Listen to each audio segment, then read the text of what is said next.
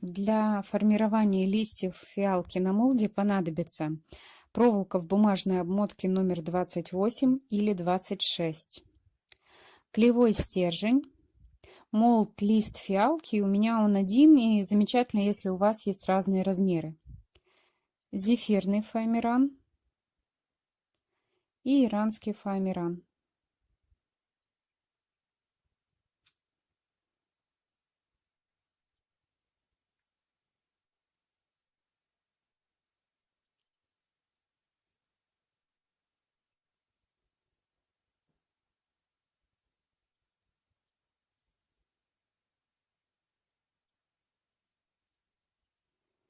Утюг разогреваем на режиме 2-2,5, растапливаем клей и вклеиваем проволоку между отрезками зефирного фоамирана.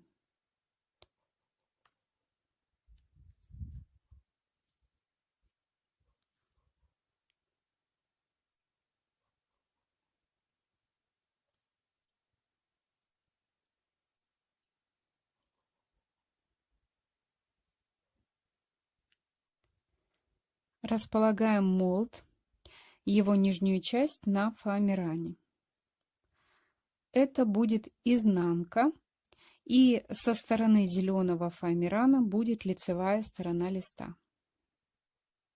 Фоамиран берем немножечко больше, нежели размер самого молда, и проволока должна располагаться по центру молда. Теперь прогреваем все детали на утюге в течение 15-20 секунд, так, чтобы все слои склеились между собой.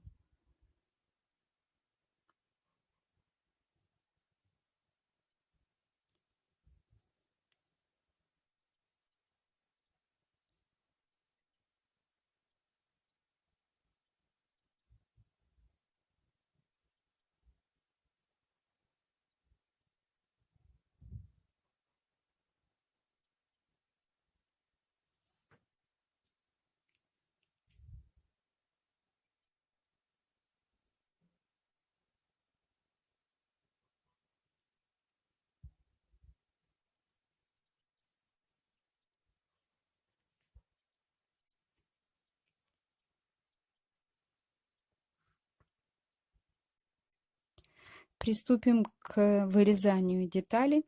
Если вам необходим большой размер листа, вырезайте его по контуру. Для броши понадобятся маленькие листья, приблизительно 2,5 на 3 сантиметра, поэтому я вырезаю деталь с учетом этих размеров.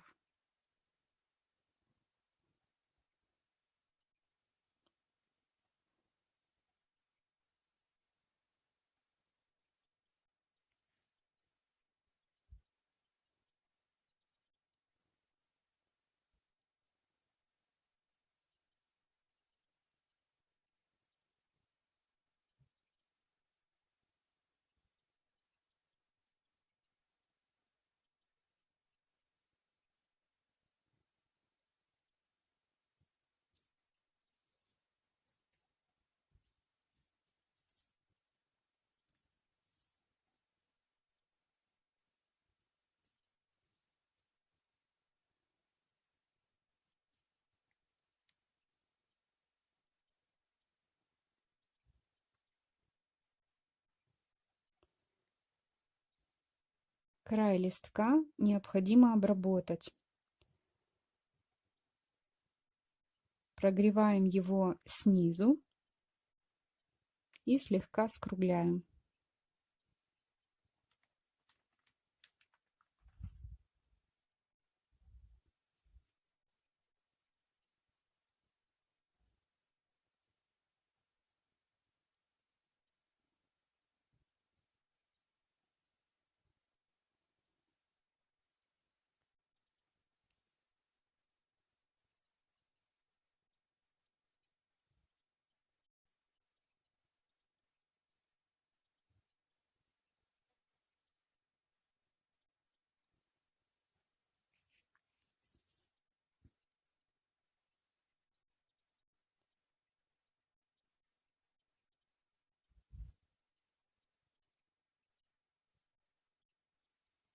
Теперь нужно обрезать зефирный фоамиран в тех местах, где он выходит за контур зеленого фоамирана.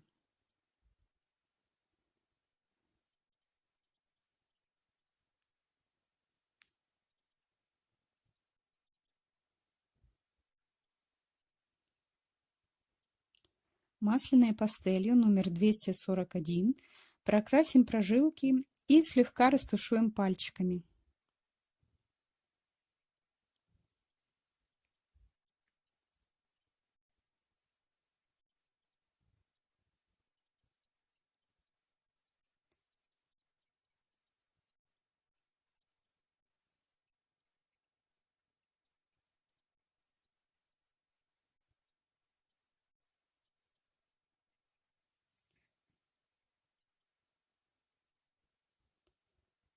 Затем, смешав зеленую, желтую и черную акриловую краску, окрасим изнаночную часть листика и немного затонируем лицевую.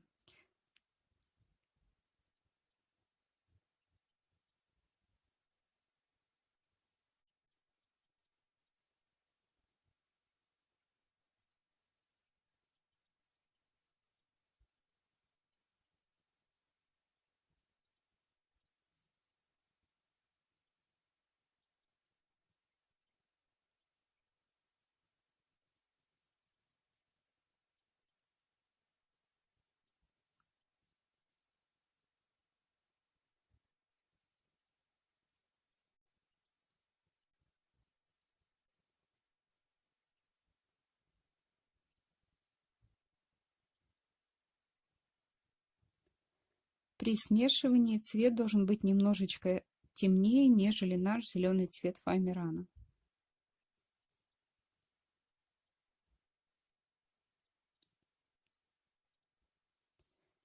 Набираем краску на губку и прокрашиваем с изнанки. Краски много наносить не нужно, буквально немножко растушевать. Хорошо необходимо прокрасить края, то есть все срезы.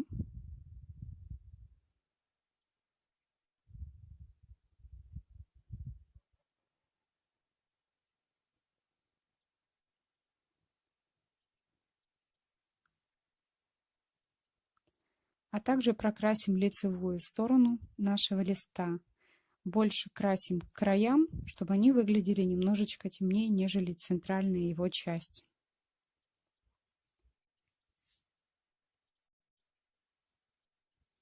С помощью акрилового лака и белой флок-пудры создадим эффект мелких ворсинок, которые присутствуют на листках фиалки. Промазываем хорошо лаком.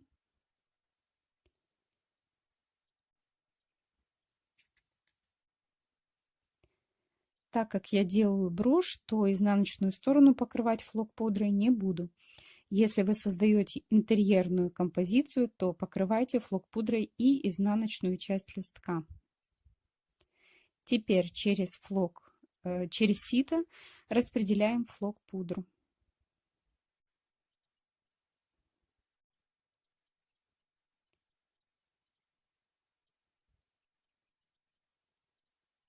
Излишки можно вот так струсить и оставить деталь просыхать.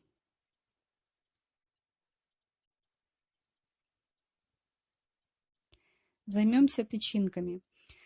Из фольги на утюге формирую емкость, в которую погружаю кусочек клея, немного масляной пастели желтого цвета.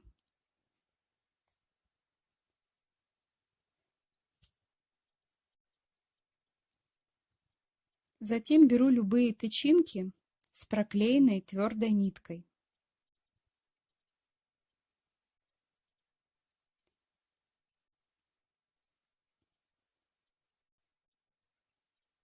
В емкость набираю немного воды, беру канцелярский нож. Отрезаю головки тычинок так, чтобы позднее их можно было также применить к нужному цветку.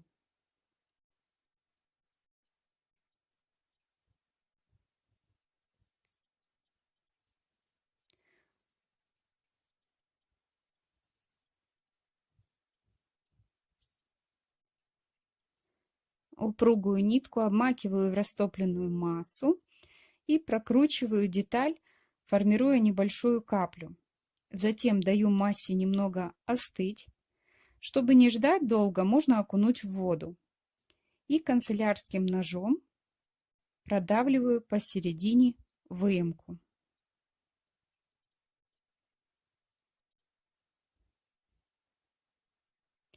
Для лепестков понадобится истонченный зефирный фоамиран цвета айвори. И как истончить фоамиран, смотрите мое видео, ссылку на которое я укажу в описании. Складываю фоамиран в несколько слоев и вырезаю по выкройке 13 лепестков.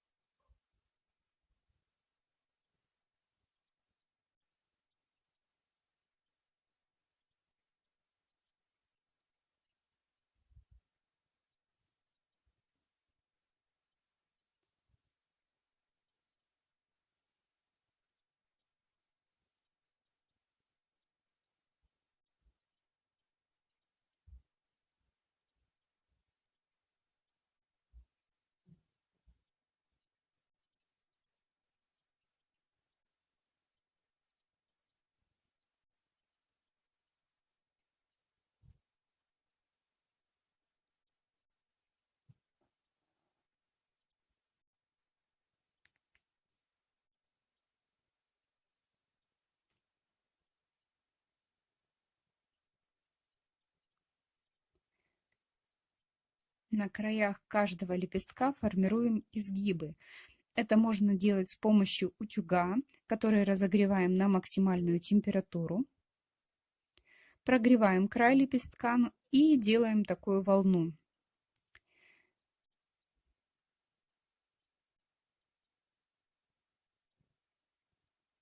Левой рукой от себя, правой на себя. Или наоборот. Получается вот такая волна.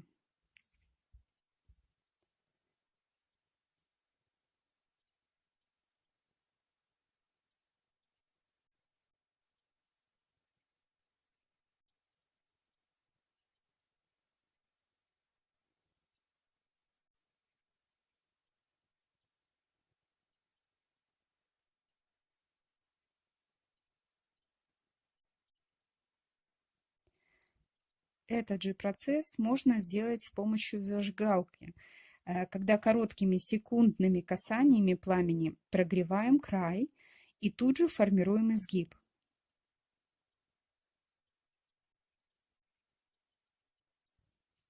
Работайте с зажигалкой на синем огне и очень быстро, поскольку фоамиран имеет свойство быстро возгораться.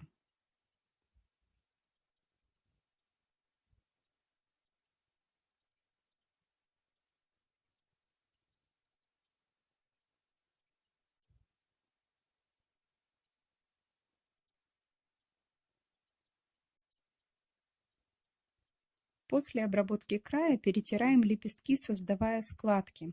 И чтобы было понятно, я покажу этот процесс на большой детали. Сильно и плотно сжимая пальцы, прокручиваю все лепестки. Можно складывать их по 2 или по 3 штуки.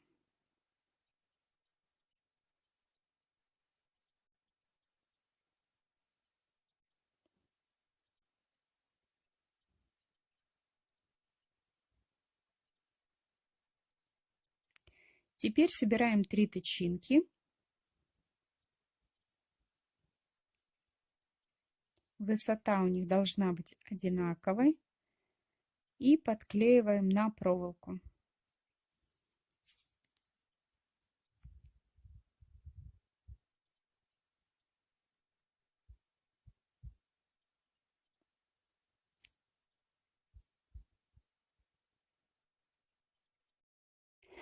Итак, приступим к сборке.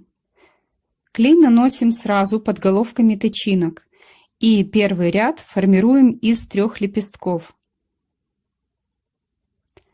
Лепестки подклеиваем за уголок.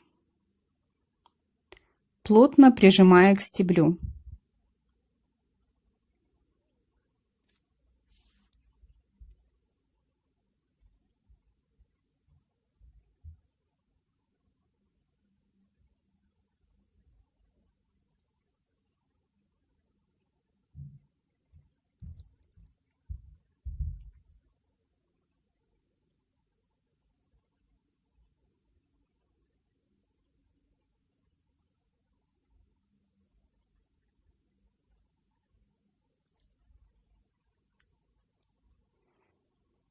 Второй и третий ряд состоят из 5 лепестков.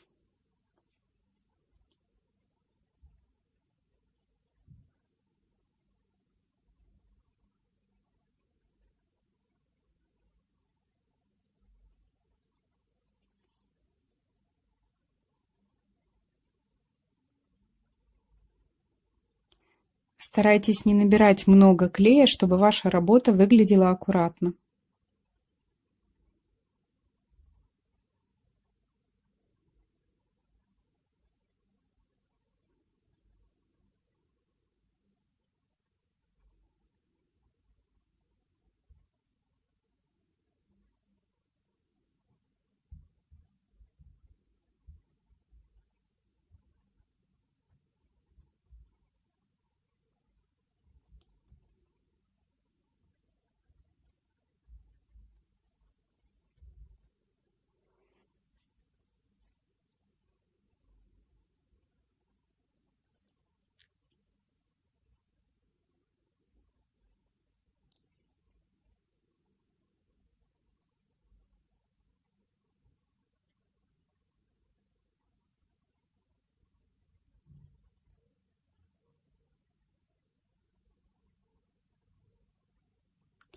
Затем подклеиваем лепестки третьего ряда, которые идут в шахматном порядке относительно предыдущего.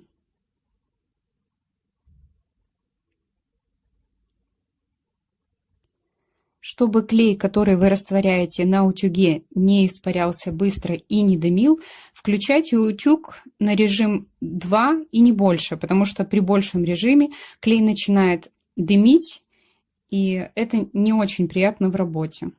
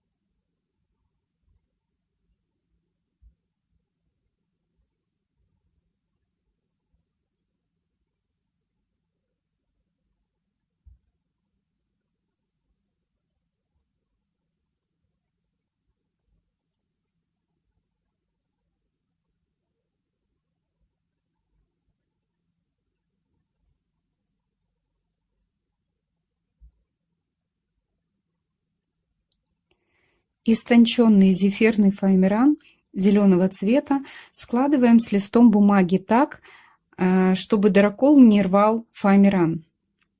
Дырокол у меня 1,5 см в диаметре. И такие чашелистики понадобятся для цветков.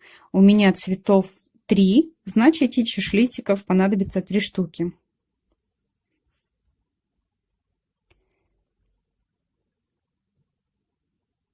Делаю чашелистик немножечко тоньше.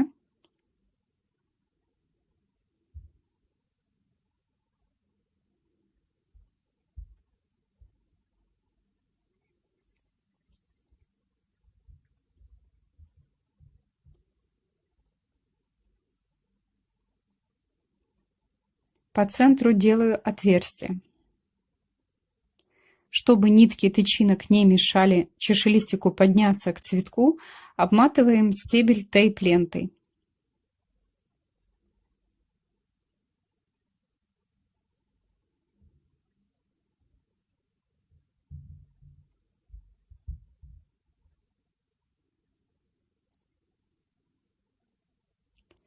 Теперь масляной пастелью 241 прокрашиваю чашелистик, и если вы боитесь, что получится неаккуратно, окрасьте чашелистик сразу после вырезания.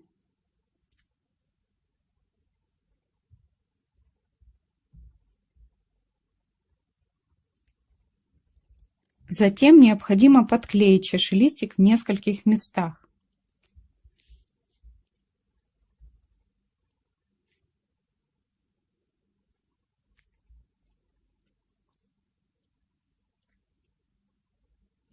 Чтобы оттенить цветок, возьмите тугую кисть, а также светло-лимонную масляную пастель.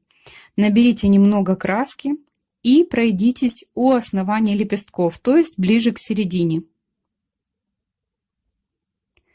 Можно окрасить лепестки перед сборкой, но в моем случае этот способ и быстрый, и эффективный.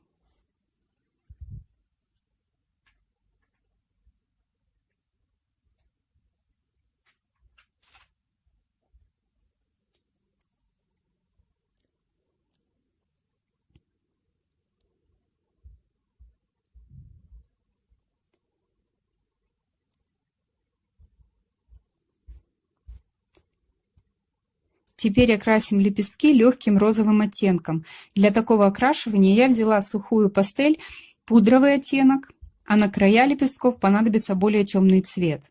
С помощью влажной салфетки набираю краску и слегка растираю ее. Затем легкими касаниями окрашиваю некоторые лепестки. И в тех местах, где цвет ложится пятном, протираю чистой стороной салфетки.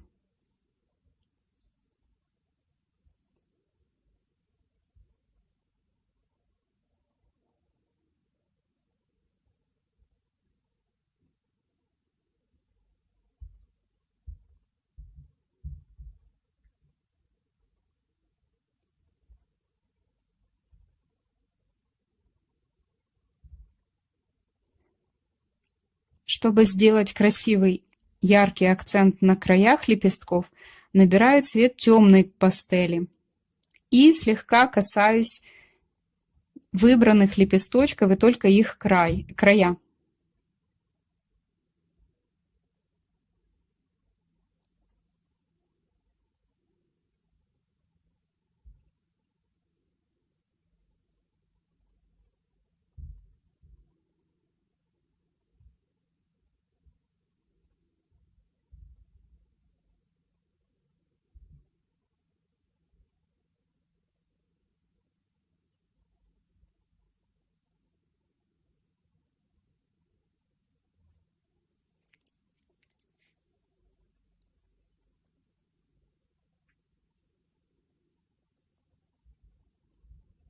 Понемногу фиалка оживает, и теперь создадим бутоны. Зефирный неистонченный фоамиран 3 на 5 см прикладываю к утюгу, который разогрет в режиме 2–2,5.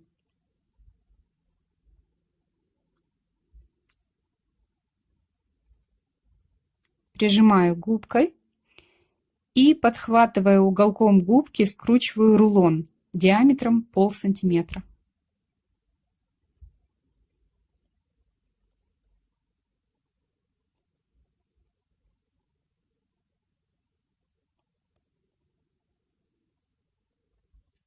Отступив от края 1–1,5 см, прогреваю деталь на ребре утюга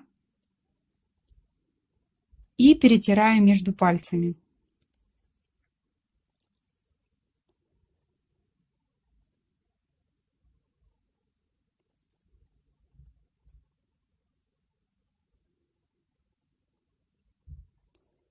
Затем скручиваю это место, прогреваю на утюге и дожидаюсь, когда фоамиран станет тонким.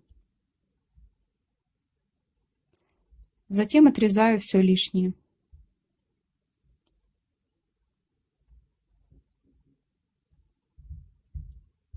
Это необходимо для того, чтобы сделать скругленный край.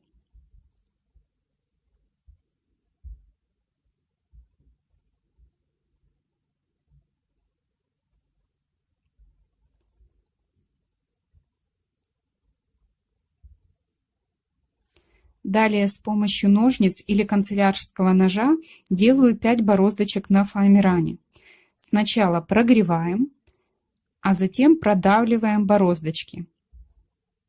Их делайте легкими и неглубокими.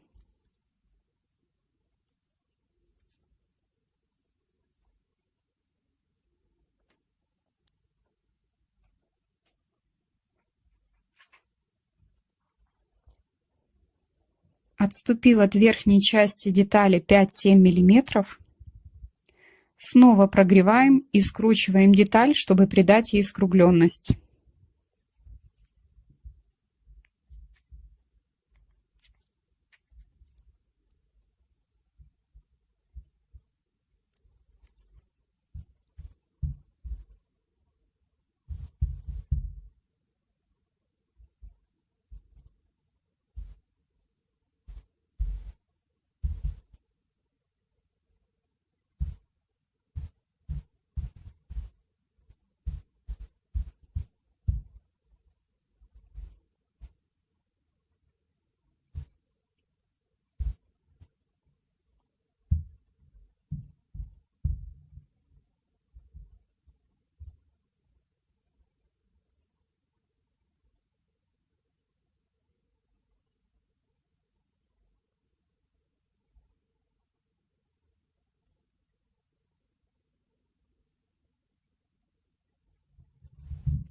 Проволокой или иглой делаем отверстие внизу бутона и проклеиваем проволоку, закрепляем детали вместе.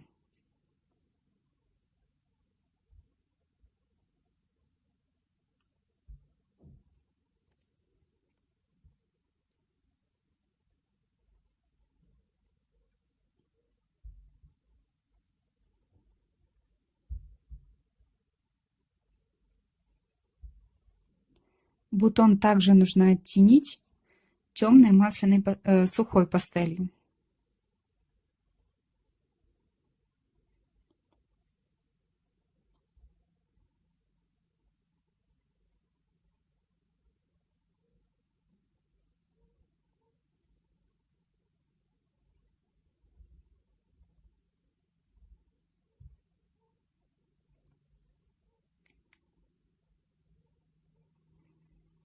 Чашелистик для такого маленького бутона делаю таким образом. Беру полоску истонченного зефирного фоамирана зеленого цвета, и ее высота 5-7 мм, и нарезаю иголочки. На бутон понадобится 5-6 штук.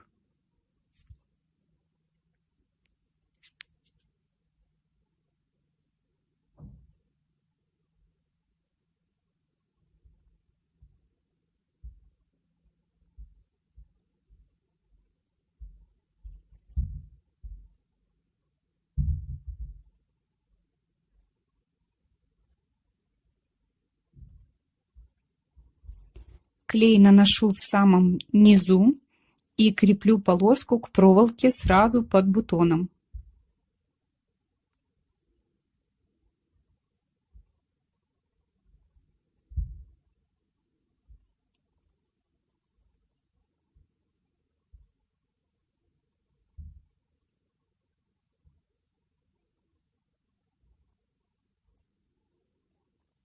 Все плотно зажимаю и лишнее срезаю.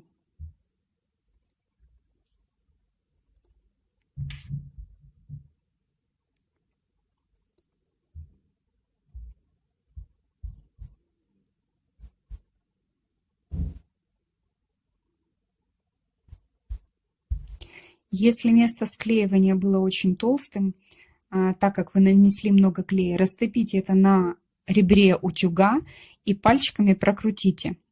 Затем тейп-лентой тейпируем стебель.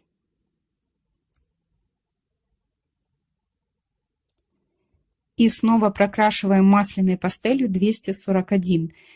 Здесь можно прокрасить не только чашелистик, но и сам бутон у основания.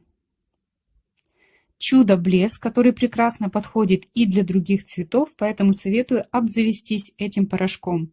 Это пигмент перламутровый жемчужный. С помощью мягкой кисти покрываю все лепестки и бутон.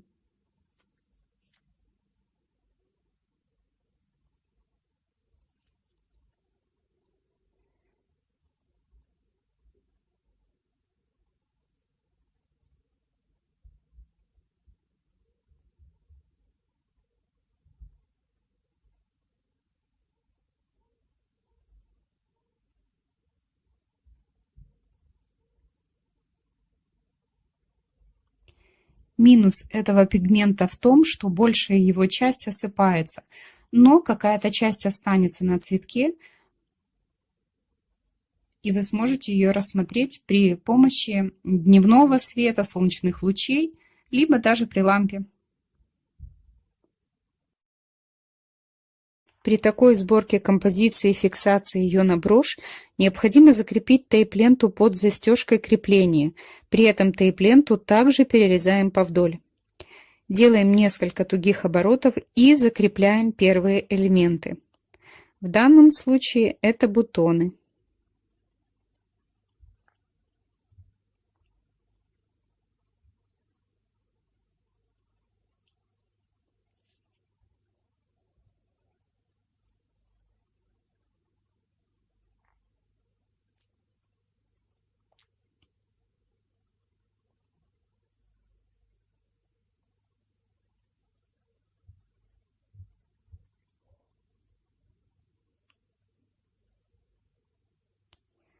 Поочередно размещаем цветы.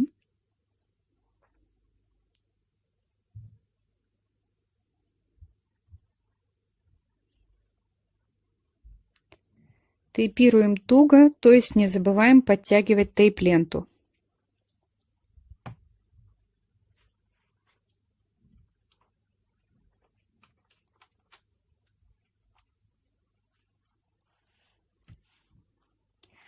Не следует головку цветка фиксировать впритык к булавке.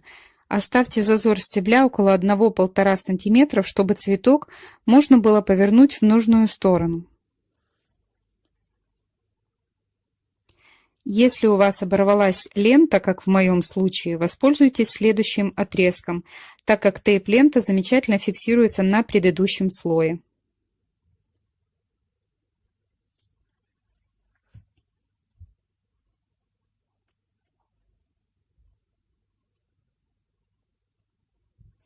Перед тем, как зафиксировать все элементы, мне нравится их собрать вместе и посмотреть, какой будет результат.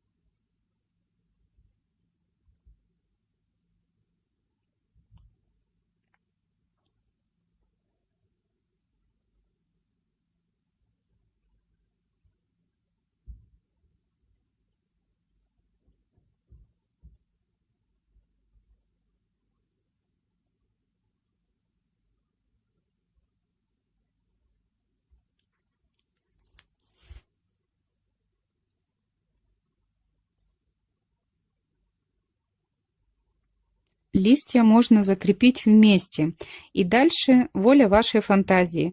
Добавить 2 листика, а может и 5.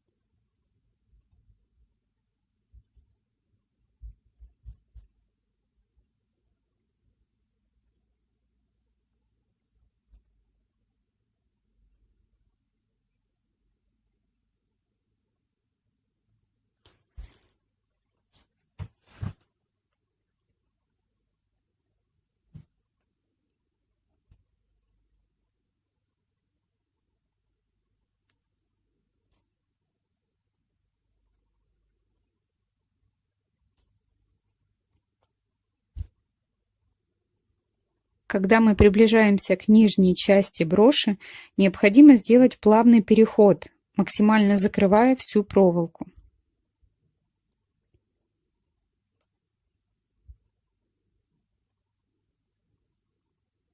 Поднимаю иголочку и продолжаю тейпирование.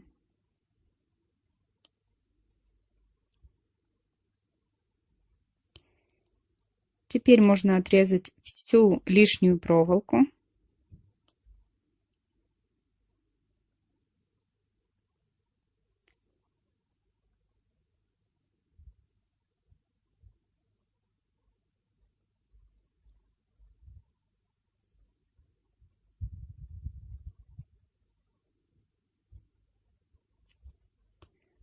Туго и плотно фиксирую тейп-ленту до конца ножки.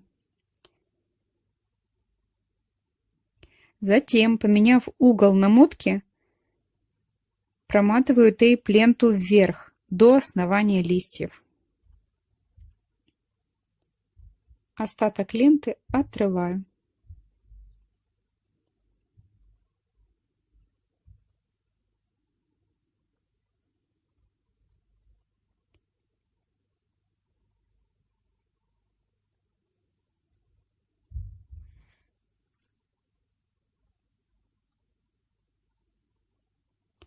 Немного затонирую ножку 232 масляной пастелью. Набираю цвет на губку. И там, где есть тейп-лента, плотненько покрываю цветом.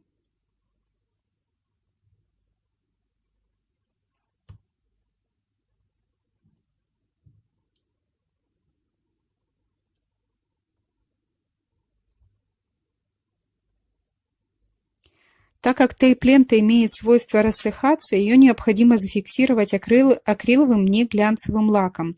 У меня под рукой не оказалось нужного, поэтому я воспользуюсь этим. Нужно проработать все элементы, где есть тейп.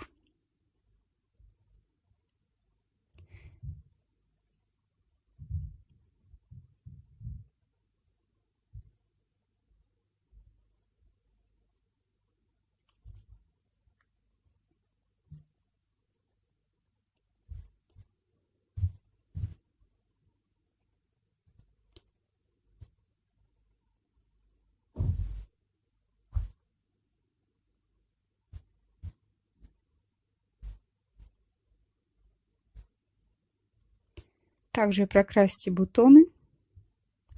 Ну вот, наша чудесная брошь готова. Творите с удовольствием.